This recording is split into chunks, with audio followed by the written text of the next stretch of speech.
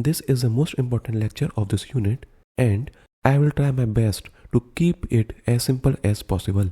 It is very important to revise the basics of p-n junction as they will be used here.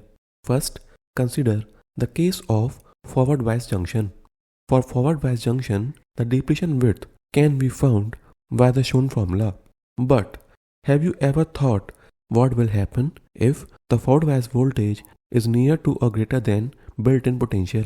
Obviously, there is no point in getting imaginary depletion width. Actually, the formula becomes invalid. The depletion region for low-level injection diminishes. However, for high-level injection, the depletion layer completely vanishes.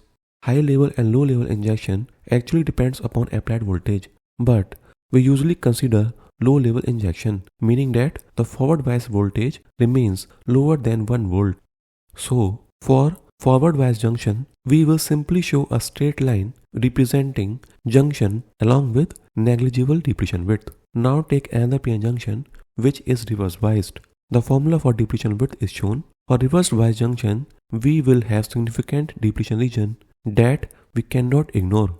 In both the cases, the current is because of both electrons and holes. Let us represent both the cases along with electron and hole current IN and IP.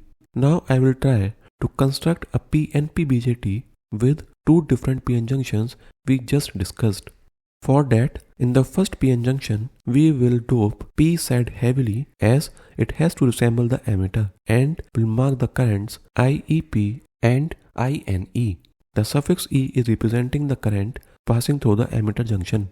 In such cases where one side of the p-n junction has significant difference in doping compared to the other side, then the current is majorly due to the majority carriers of that side of the junction having higher doping concentration. Therefore, in this case, hole current is significantly greater than the free electron current passing through the emitter junction.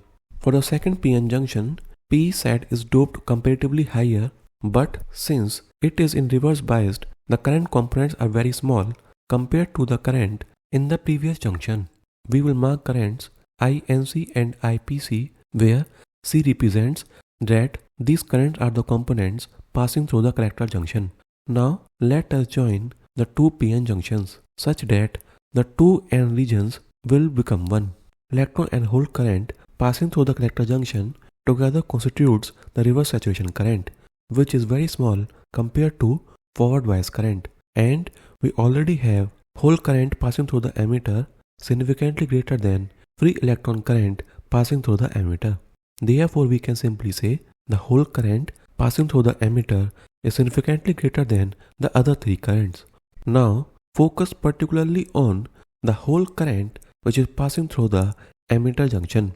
When the charge carriers coming from the emitter side comes near to the collector junction, then the electric field inside the depletion region of the collector junction will drift the incoming charge carriers to the collector side. This mechanism is simply referred as transistor action or the amplification. As can be observed, the current passing through the collector junction has increased. To facilitate the amplification process, it is actually desirable to have very weak hole current coming from emitter as compared to other currents. Remember that we have taken PNP type BJT in consideration. If we talk about NPN BJT, the roles of hole current and free electron current will reverse. In that case, free electron current will be desirable. To reduce complexity in the diagram, we can merge the hole and free electron current of the collector junction to make ICO. We are doing this because both these currents are very small compared to our desirable hole current from the emitter. Now you can answer the questions which were discussed in the last lecture. Emitter is heavily doped to produce majority carriers as high as possible, and base is also kept very small so that most charge carriers will make to the collector side without recombining in the base region. Beside these 2 points, one major important point is base is lightly doped to have low charge carriers for recombination, and since we know doping concentration in one side of the junction multiplied by depletion width is equal to the product of other side.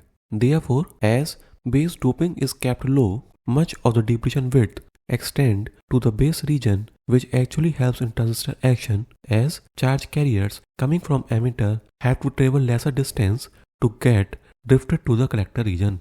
I hope you understood the concept, as it is the most important lecture of this unit. In the next lecture, we will see some major parameters which describe the performance of a BJT based on transistor action only.